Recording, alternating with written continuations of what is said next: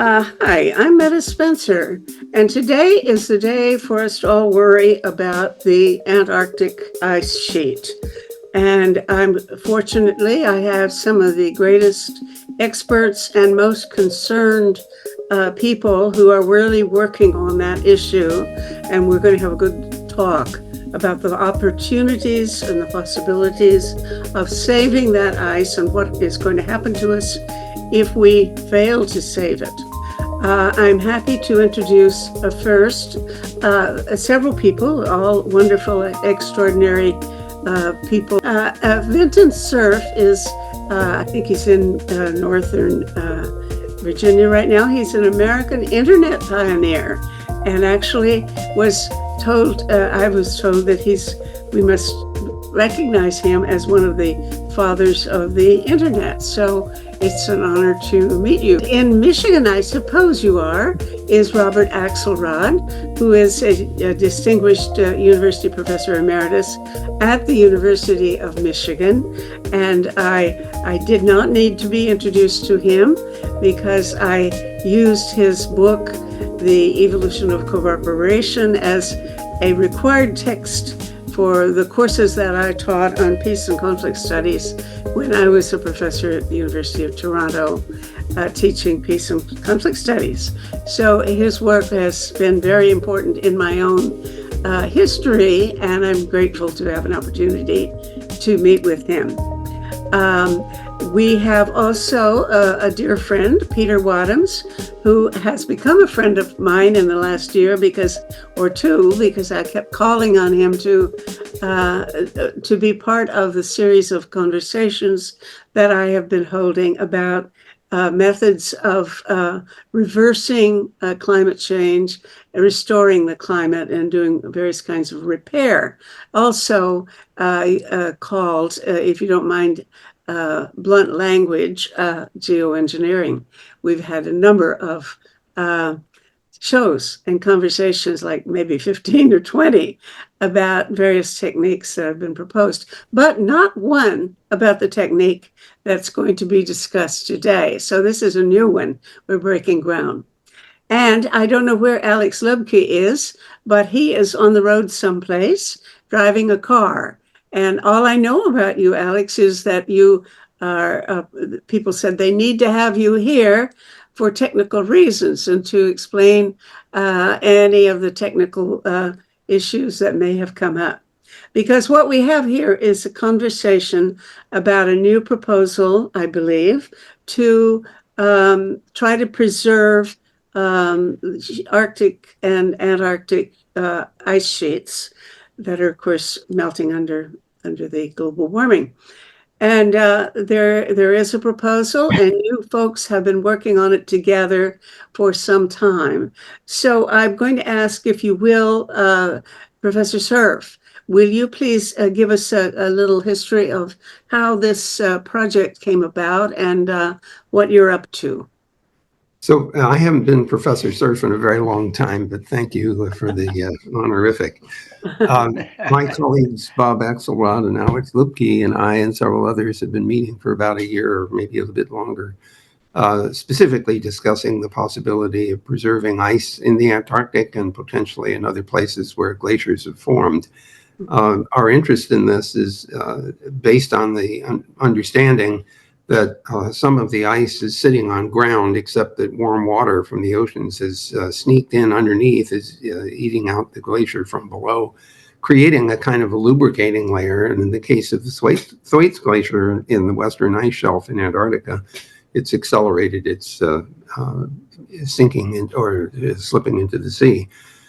We look at the situation with some concern because if this process accelerates, we may get a catastrophic change in the amount of water in the ocean over and above the ocean rise caused just by warming of the ocean itself. But this could be potentially catastrophic. So the question is, can we slow this process down? We don't see this as the solution to global warming. We only see it as a way of postponing a potential serious hazard, while we try to figure out how to get either carbon dioxide out of the atmosphere or at least putting less of it in.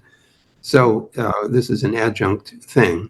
We're at the point now where we have met once with about 40 glaciologists at Stanford University in December last year, looking at several possible interventions, one of which we have been focused on, and that's to drill holes in the ice, for example, in the Thwaites Glacier, pump the water out from underneath, drop it back down on the ground, turn the ice into snow to increase albedo.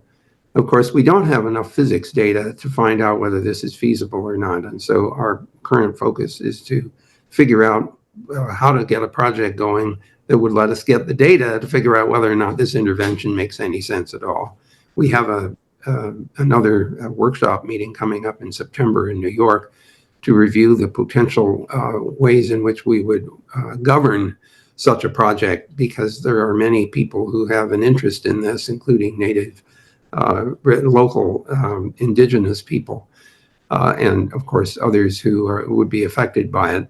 So we're talking only about the Antarctic, though. No. Actually, we although our focus of attention has been on Antarctic, we're actually now discussing broader possible interventions in the Arctic regions, whether it's Greenland or Iceland or Alaska.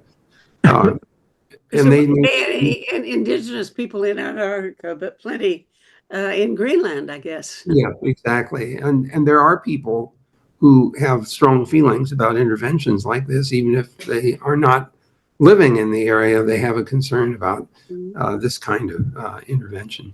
I guess the first time I heard about the proposal was an article in, I think it was the Atlantic. I'm sure you are familiar with that. And in fact, I will be interviewing some of the people who were engaged in or were interviewed for that program. Is there a general common understanding about where the matter stands, what you need to do next, how much permission you need to proceed, and so on? How iffy is this business? Is it just a pie in the sky, or is it something that within 6 months you could start doing it? Well, not within 6 months. I think Alex and Robert probably could say more specifically, because that's what we're looking into in this next workshop, is who has to agree, who has to help support, because this is an expensive intervention just to get the physical data, let alone actually undertaking a true slowdown effort. So there's still a lot of work to be done before you could even begin to do the engineering to gather the data to figure out whether or not this is going to work. But let me ask Alex and Robert if they'd like to opine on that question. Well, I can hop in. Yeah, there are two things that have to be done in parallel. Obviously, the access and the permissions to make sure that everyone is very comfortable with the type of data we're going to be gathering and the type of experiments we're going to be doing. And so, again, this continuing work on the regulatory, political, indigenous people, there's a lot of people who have very valid and important voices to make sure that as the science proceeds, that we're doing it thoughtfully and carefully. We certainly don't want to cause more damage than we would hope to sort of intervene. The modeling of these systems is quite complex system dynamics. And so that work has to proceed in parallel. It'll probably take us several years in order to do the designs, in order to gather some of the basic data before we would even ever touch foot, let's say, in Antarctica. And so we have a few years to get all the people involved on board and supportive of the type of work that we would want to do. In parallel with that, we'll prepare all of the needed equipment and systems to make sure we can gather data effectively and safely. Professor Axelrod. Well, and we're facing three challenges. One is to get the permissions, including from indigenous people for whom glaciers are not just utilitarian, but they have spiritual meaning.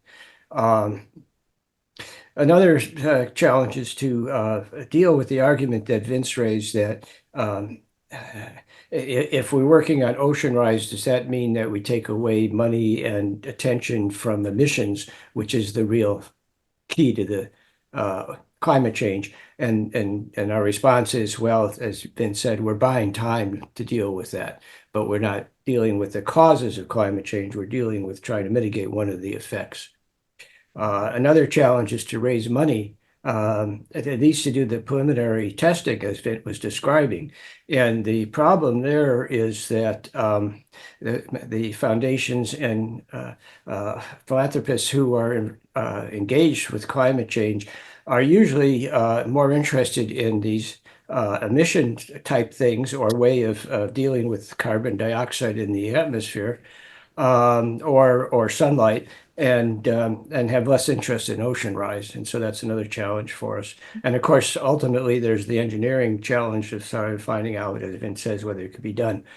So we're facing all that, but we're trying to proceed, and we have certainly gained a lot of traction among glaciologists. In fact, the whole discipline, due to our work and some other work by others, has changed from a discipline of glaciologists, which used to be just measurement and modeling, and now is engineering.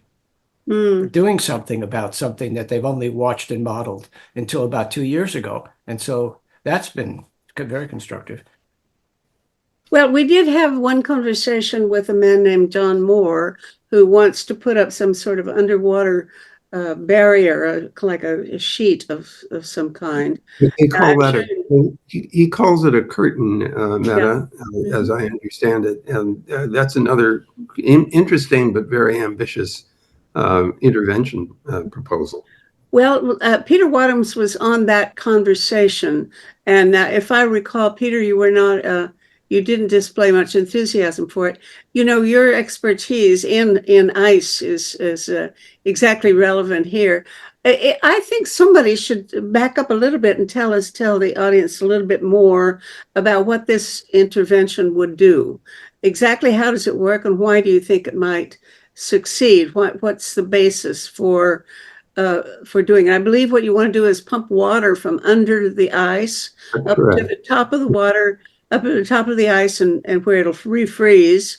But the water underneath is what leaves it slippery. Can you explain that, or somebody maybe? Well, Alex? You just summarized it very well. The real question we have is, how many holes would you have to drill? How fast would you have to pump the water? How long would you have to pump it? The idea is to drop the glacier back down onto ground where its rate of slipping into the ocean would be reduced. And again, that is not a measure that stops anything. It just slows down the process, buying time, we hope, against the possible catastrophic failure in which the ice slides out and the rest of the western ice shelf goes with it.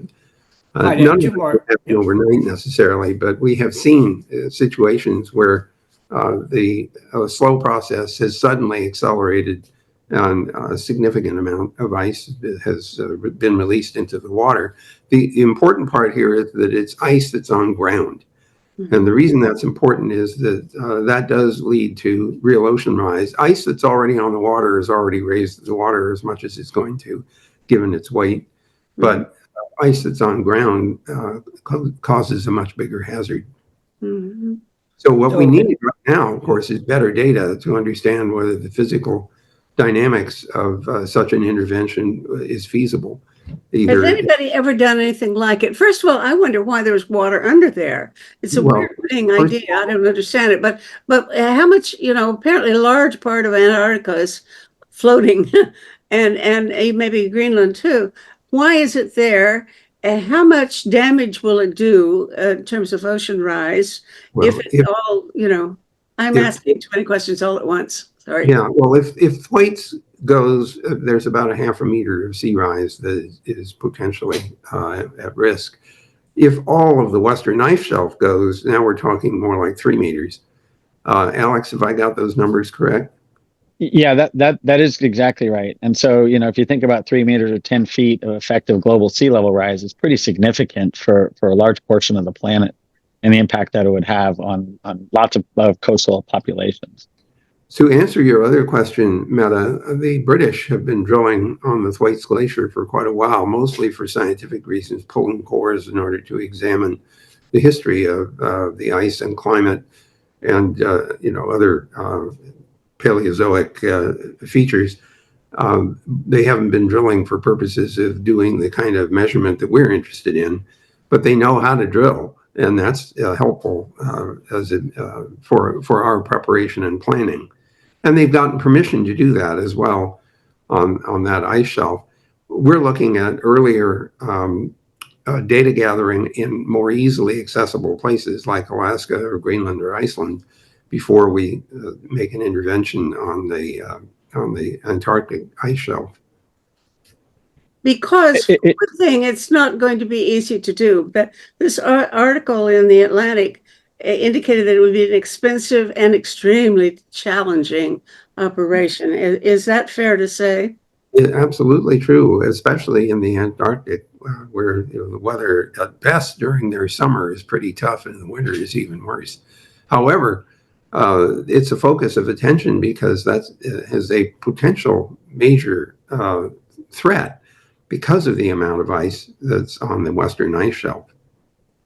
Let me add that the curtain idea that you mentioned is another one. There was an Atlantic article. It's certainly another approach. We, in our group, I think the pumping approach seems more promising. But we stay in touch with those folks, and we don't mean to be competitive with them. But let me mention two more challenges on the engineering side. One is you want to not only drill, but you have to make sure that it doesn't freeze over, that the shaft doesn't get frozen. And second, you need a lot of energy to do this pumping, and you don't want to burn diesel fuel to man the pumps. So there's various possibilities of getting that, but that's another challenge. Well, what are some of the possibilities? Well, there's two obvious ones. You're not going to put up solar panels, I think, out of this. Yes, that's not probably very effective. The other one that has been suggested is you do a wind farm out offshore, and you have a cable bringing the electricity to the pumps. Now, I don't know if that's practical, but or local winds. There's a lot of wind in Antarctica, and so you can imagine each pump has its own wind station. I'm sorry. Yes, wind is good. Okay, Peter, what do you think about all this? Oh, another question. First, I'm curious about. Already, of course, there will be opposition before you even open your mouth. And you know, I've run into it every time we do a show about anything like climate repair. You know, the taboo word geoengineering is uttered, and then the game is over. You know, you've lost. But to be very fair, the people are concerned about possible negative effects, and for many of these possible interventions, there are realistic reasons for wondering. I think the main one being water. You know, if you spray water up into the clouds, it's got to come down someplace, and maybe it's going to come down where you don't want it to, and maybe it's a bad deal. But it looks to me like I can't imagine what harm could come from pumping the water up from under an ice sheet, how that's going to affect anything in the rest of the world. What do the worst critics say might go wrong that you would be regret having done this? To be honest with you, I haven't heard any serious criticism of harm caused by this, other than some argument about disturbing the pristine Antarctic ice shelf. But the one thing that one might argue is that the energy requirement is so severe that the side effect of doing the pumping is to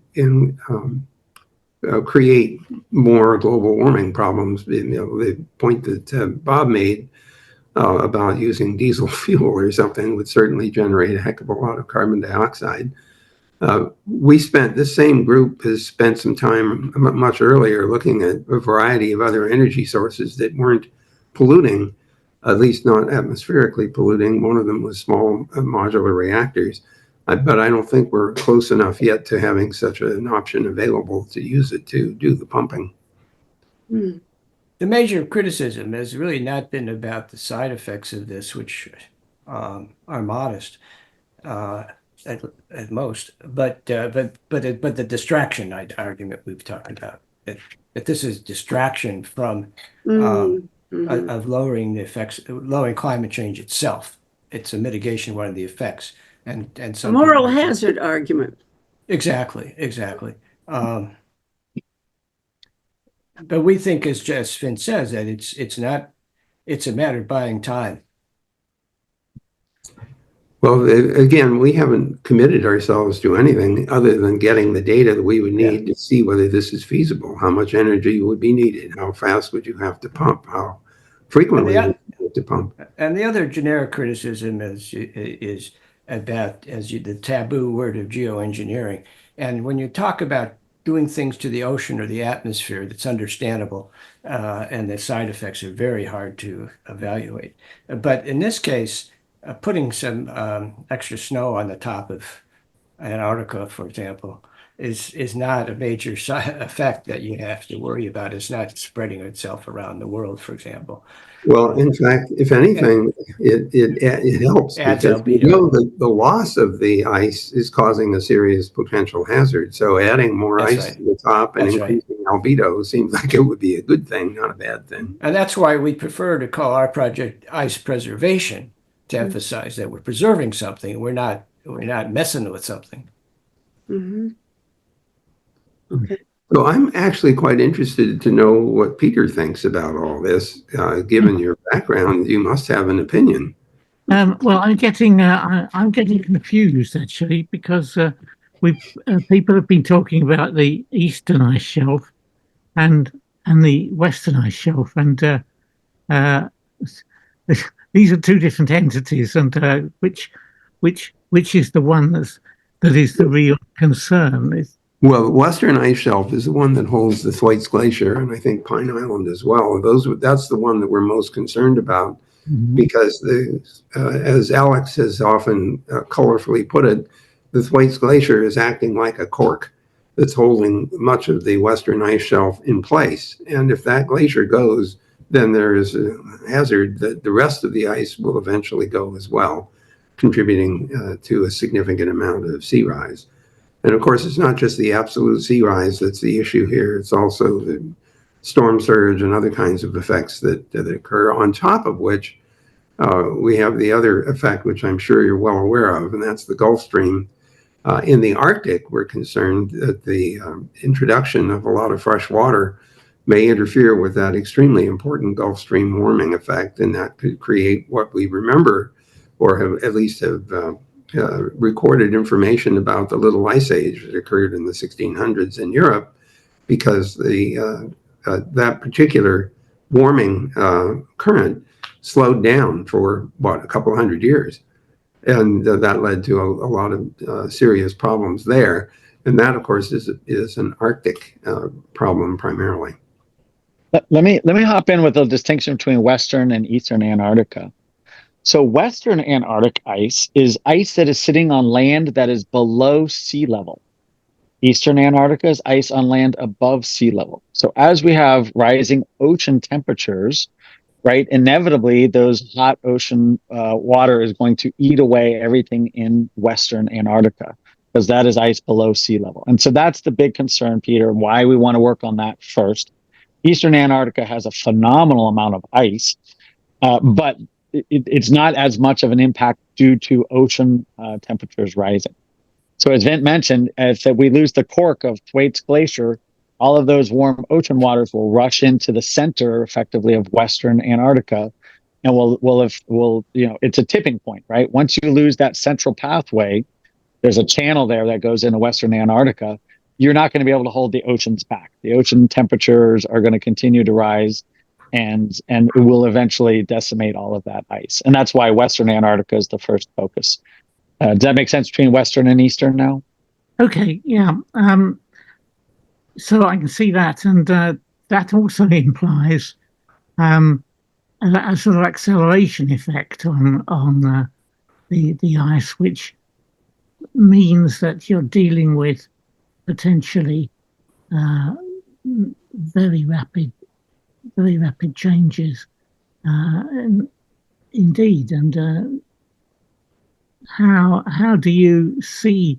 I mean, do people see how that is likely to play out? And in terms of how long it's going to take and how fast will it go?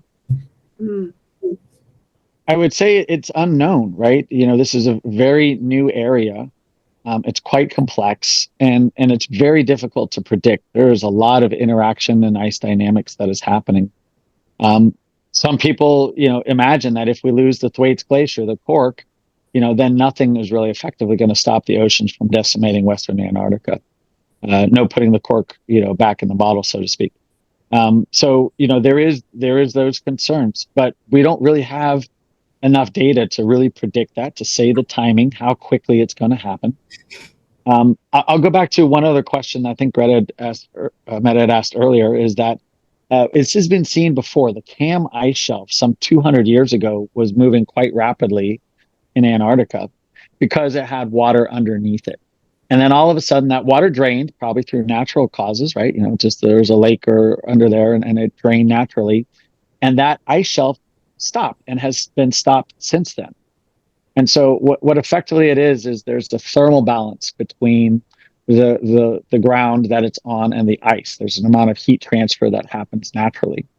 But once it starts moving, it generates its own heat through sliding friction, right? The dynamic friction is a much higher energy event. It produces on the order of two times the amount of effective energy at that surface. So once it starts sliding, it won't stop. It's self-propagating. And so the idea is that if we can stop, even for a brief period, the movement, it'll go back to its static state and will stay there and will remain fixed again. But these are all only theories, which is why we really need to do the research. We need to do the testing. We need to experiment and understand, as Vint meant, how many holes, how much water, what is that heat transfer rate, and really understand, build these models and see if we could maybe stop these things from moving and put them back into stasis. So it's Vint, just to jump in on one point that Alex is making. The thing that we don't want to place a bad bet on is the potential for a catastrophic failure. It's the tipping point question, which remains open until we have better data. Many people think we're already past the tipping point for Thwaites. Others have different tipping points to be worried about, notably the carbon dioxide concentration at the moment, which exceeds what it has ever been based on any of the data that we have now in our history. So, the big concern, I think, is the tipping point problem. We would like to move the statistics back to the point where we are not at the edge of the tipping point, buying some time to deal with the problem in the atmosphere. Mm-hmm.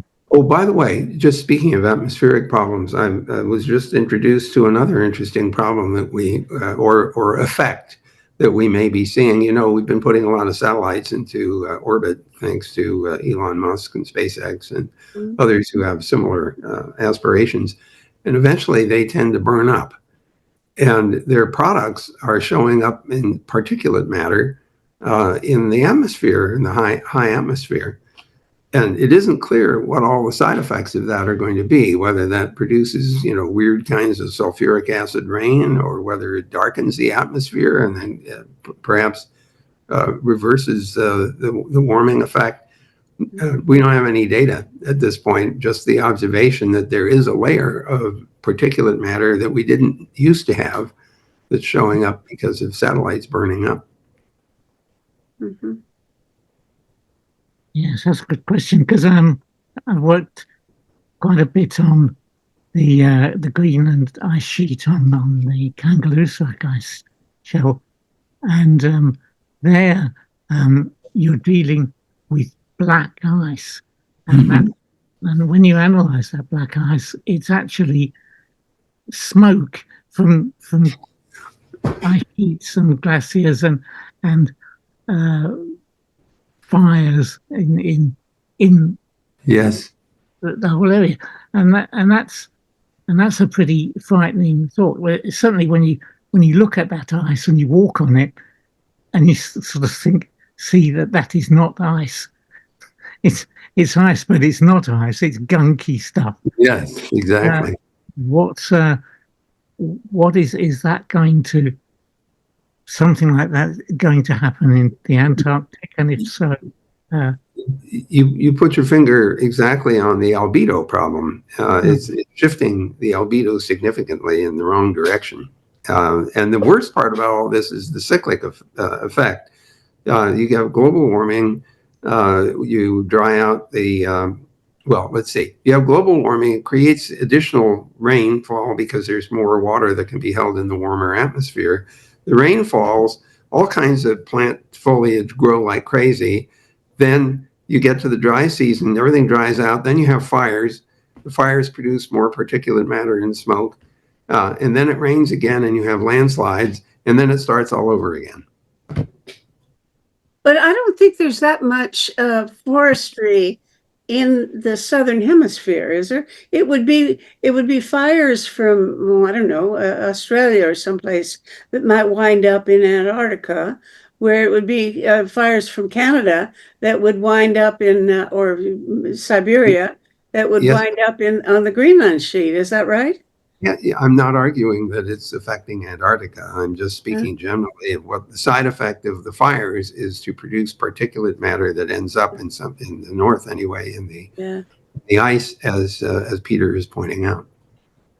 And that has its own set of side effects. Well, you guys are, like most people, judicious and sober-minded and not impulsive. Whereas I am somebody who thinks, well, if there's a good idea and it sounds right, let's start doing it right now. And I want to see what the real effects would be. Now, what I would wonder is, if you take all this research that we want to do first, modeling and measuring and all of that, it's very appropriate, I'm sure. But isn't there anything that could be done in terms of a small scale pilot experiment? Can you find a little island that's got an ice sheet on it and go see if you can pump some water and what happens? I mean, it'd be good to have a real life effort to begin doing something. Well, wait a minute. Pumping water only makes sense if the ice is on land and the land is below sea level. Otherwise, it's not clear this intervention makes any sense. Second, until we have some solid data, we have no idea how much it's going to cost to intervene. And whatever we do, given the scale of the ice sheets, not only in Antarctica, but elsewhere, it's going to be a lot of money. So rashly just going off and doing something without having a better model for what the effects are seems irresponsible. That's what everybody says, but I think you have to look at what kind of emergency we're up against and how fast this stuff is moving. If the sheet is slipping off real fast, you don't have time to play around with experiments or modeling. And so that's all I wonder is how you don't know how fast it is, right? Peter, how much time do they have? Well, it's impossible to tell. But I see the point. And well, I question this speed of drilling holes to get enough melt going on. I think that's perhaps the nub of the problem. How do you estimate whether you're working or not, whether it's working? Well, Peter, go ahead, Vin. I want to just remind you that the British have been out on the Thwaites Glacier drilling holes for a while, so they know how to do that. It's a hot water arrangement. Yes. So they haven't been doing the kind of measurements that we're interested in, but certainly the ability to drill holes in the ice is well understood. Alex, were you trying to say something? Yeah. So here's my comment to Matt's question. We could absolutely do some work right now today. It is absolutely urgent. We don't know if we've gone past the tipping point. We might already be in a mess. And so there's a lot that we need to discover. We need to learn how to pump the water. We need how to clean the water. We need to learn how to distribute the water.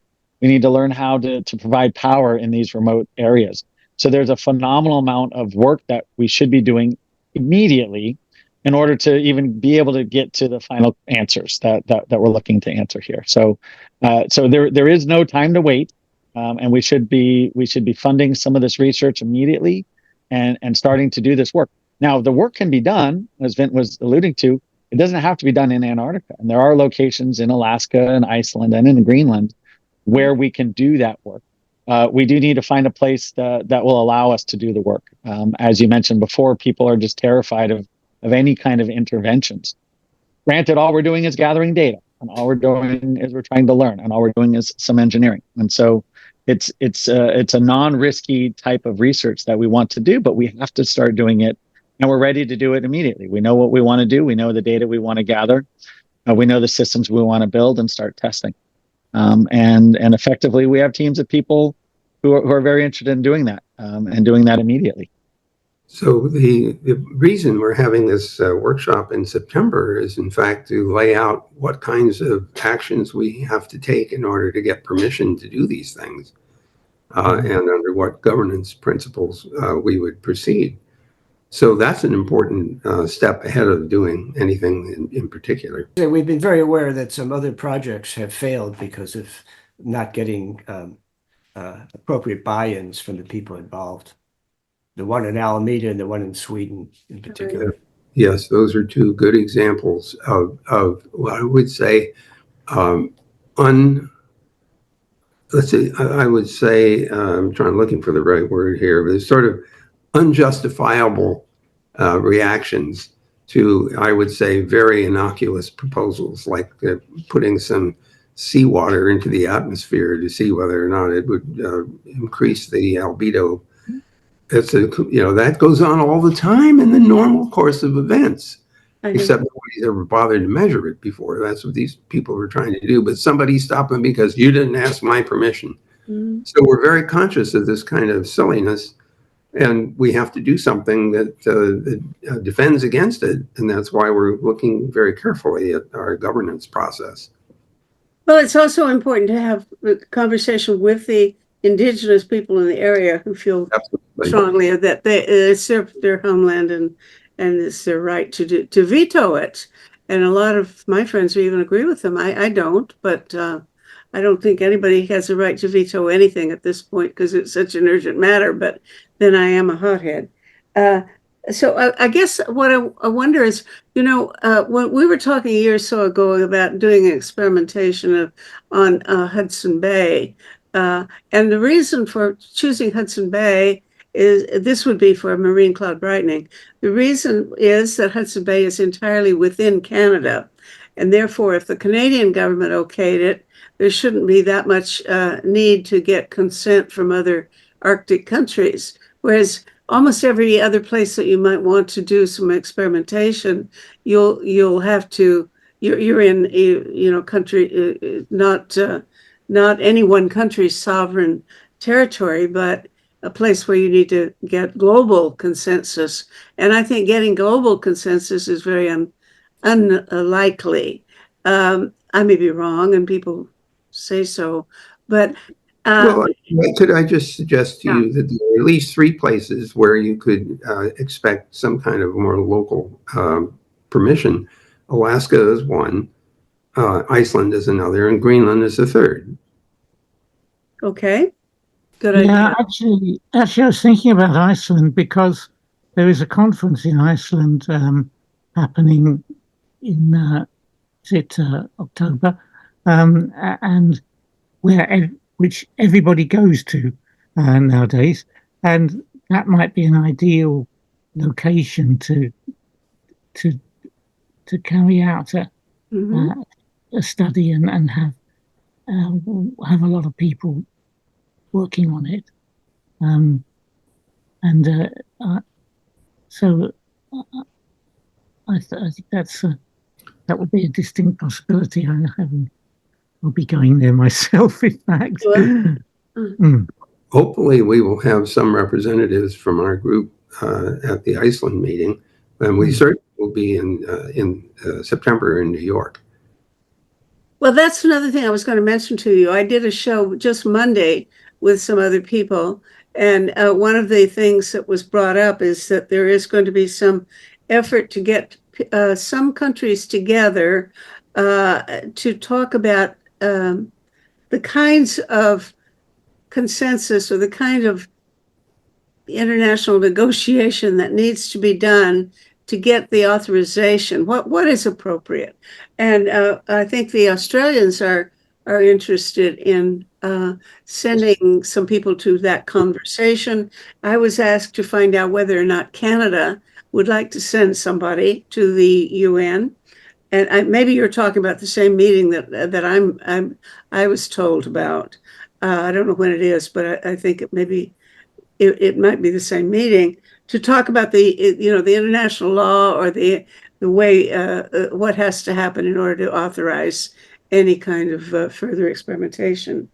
Well, I think you need to distinguish between those interventions that have global effect, like seeding the atmosphere, where every country is directly affected, and it's very hard to predict where the drought will be and where the extra rainfall will be. This idea of having various countries discuss what kind of permission is needed for global effects. Yes, but our projects are really much more local in their immediate effects. And there's no risk that, pumping some water out of any of these four places, is going to make a big difference 1,000 miles away, except in terms of the ocean rise. And so we understand the permissions in each of these places. For example, Iceland has a very formal system there, and other people have gotten permission to work there. In Alaska, some of the indigenous peoples have had bad experience with people working on glaciers, and they need to be brought in and understood. And with Antarctica, there's a treaty system, and they've already given permission, as Alex has said, to do drilling. So it shouldn't be that hard to get another set of permissions. And so it's not the same thing as intervening on the atmosphere, which is really hard indefinite kind of permissions for that. So it's not that bad. And the Thwaites, luckily, it's the only segment of Antarctica that has no sovereign claims. That helps. How convenient. Because that's possibly because it's so inhospitable. Just thinking about what could possibly go wrong, which is a good thing to think about with any of these sorts of ideas. I suppose if you drilled enough holes, you might cause the glacier to break up more rapidly and slide into the ocean because you've broken it up.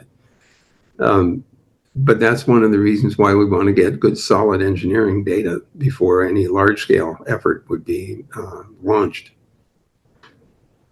Well, are there engineers working at the level of actually, drawing, things on tables and numbers and dollar signs and things? Is there any practical level planning going on at this early stage on how, steps that you would take to do this, or to at least do your experiments? Well, two answers. First of all, the answer is yes, there's effort going on to try to gather that data, or at least say what the data is we would need in order to make those calculations. But I have to point out that there has been drilling in the north forever for oil. And so people know how to do the drilling. Costs are. In our case, probably it's not nearly as expensive as drilling for oil, because all we're trying to do is pump the water out, not drill through rock to get to the oil. So we do have experienced sources of information to help us assess what the cost would be. And Meta, let me just add in, we actually do have a pretty detailed plan. We actually would like to be on the ice next year and actually drill and pump water and take a whole series of measurements that all get fed into rather complex models. And so yes, there is plans, teams, equipment, technology is all sort of lined up. It's the funding and the permissions are the things that really are needed in order to go get this work started. So the level of funding required to do engineering data gathering is not too terrible. It's on the order of, say, $10 million or in that range. Doing the actual project, to have the effect that we're interested in, of course, is potentially another much larger cost. But we won't know how to do that math until we get this solid data that we can use to model what the intervention would have to look like. So if anybody listening in has ideas of where to get 10 million to retire Ocean Rise, let us know. Well, don't you have any billionaire friends? I mean, surely the people out in Silicon Valley have money they don't know what to do with. So I I know some people who are doing work on climate repair, and they seem to be able to get hold of investors and so on. How have you got to that stage yet of going around with your begging bowl? Well, yes, we have in small quantities. So far, the funding for this work has come from modest-sized donors. I'm one of them, but I'm not a billionaire. I do have a bunch of friends who are billionaires, but whether or not they're willing to spend their money on this depends a good deal on showing them the basic argument why this could work. And they made their billions of dollars by being fairly pragmatic about things. Uh-huh. Many of them are engineers. And so if you don't come to them with a well thought through argument and solid data to justify it, they're not likely to open their purses. But we do have a proposal. We have a pitch deck, and we're effectively just starting that process now of reaching out to funders and trying to go ahead and get that funding. And so, icepreservation.org is a really generic launch pad to get info about us and get connected with us. And we are looking for people. I think philanthropic funding is the way to do this. Governments don't have this mindset or this mandate right now. It's too complex. And so I think in the early days, while we're trying to get this started, gather this information, I think philanthropic funding is definitely the way to do this. Well, millions shouldn't be that hard. Billions is what you're going to need, though, in the long term, and that might be a bit more challenging. No? That'll be after next year. So let's get through next year with our 10. And you're planning on about a year for the research. Is that right?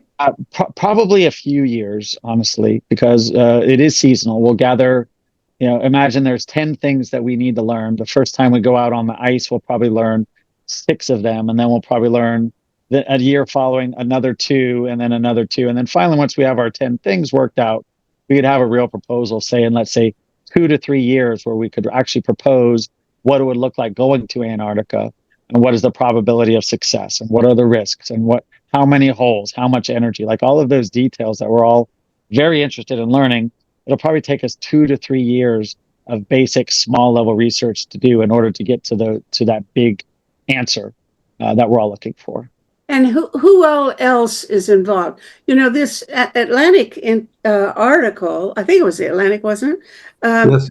They named at least 20, well, it seemed to me about 20 researchers. They just dropped names right and left of people who are engaged in this. Is there any coordination or any consultation between groups of people who are interested in the same project, but maybe working independently? Have you been in touch with the people? I don't even remember the names, but we're going to be interviewing some of them not too far in the future. Do you have any contact with them, and are they coming to your meeting in Stanford or whatever? We invited, remember the American Geophysical Union meeting last year in December was in San Francisco. We brought 40 glaciologists to our meeting at Stanford prior to that one. And there's another one coming up in September in New York. And we expect to have a number of people coming, looking at a different set of problems, not the specific theory of glacier dynamics. In this case, we're looking at governance and funding. Mm-hmm.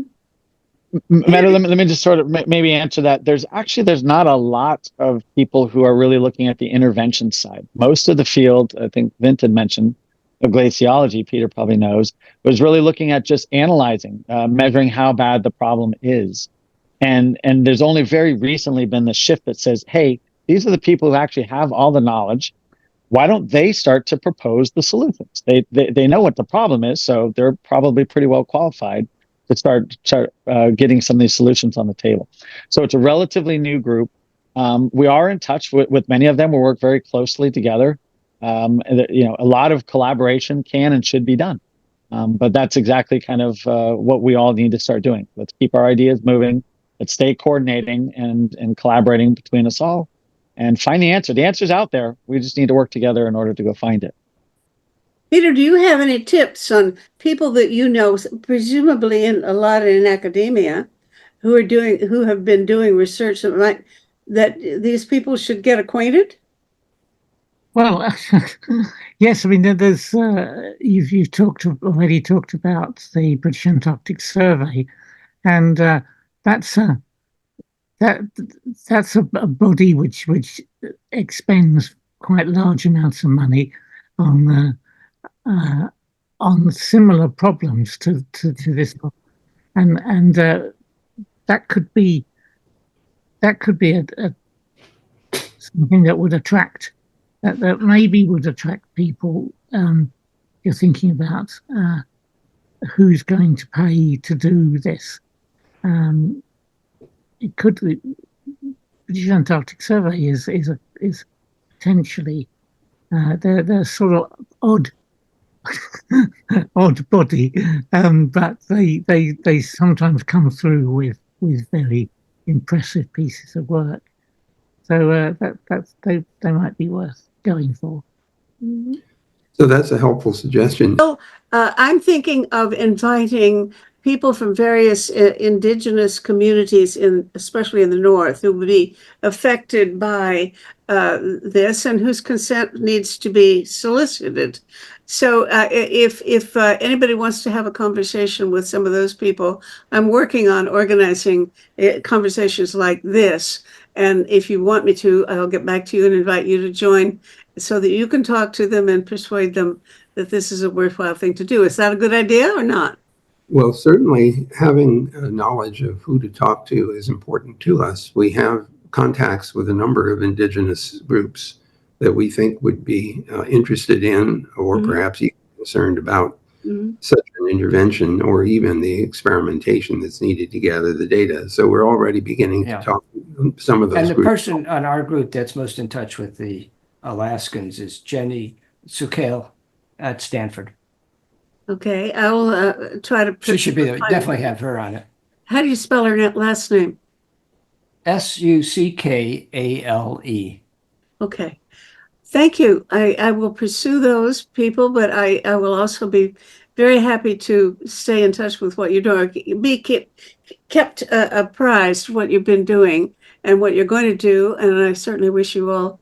I would be out there urging you to start doing it, but I know that's not judicious. So thank you all. and Thank you. I appreciate it. Thank you very much. Good wishes for this. And I hope you make it before the tipping points. Okay? Oh boy, as do we. Okay. Thank you so much. Appreciate it. Bye-bye. Thanks. Bye-bye for now. Project Save the World produces these forums, and this is episode number 629. You can watch them or listen to them as audio podcasts on our website, tosavetheworld.ca. People share information there about 6 global issues, and we welcome your comments too. To find a particular talk show, check the scroll list on the home page or use the search bar. Project Save the World also produces a quarterly online publication, Peace Magazine, which now serves as a free of charge newsletter to help mobilize knowledge about 6 global threats to humankind. We currently email the magazine as a PDF or link to any interested organization in the world who works to prevent a global catastrophe involving war and weapons, global warming, famine, pandemics, radioactive contamination, or cyber risks. just email us at office@peacemagazine.org, and we'll add your group's email address without charge to our list. For individual subscriptions at $20 Canadian per year, go to pressreader.com on your browser and search for Peace Magazine.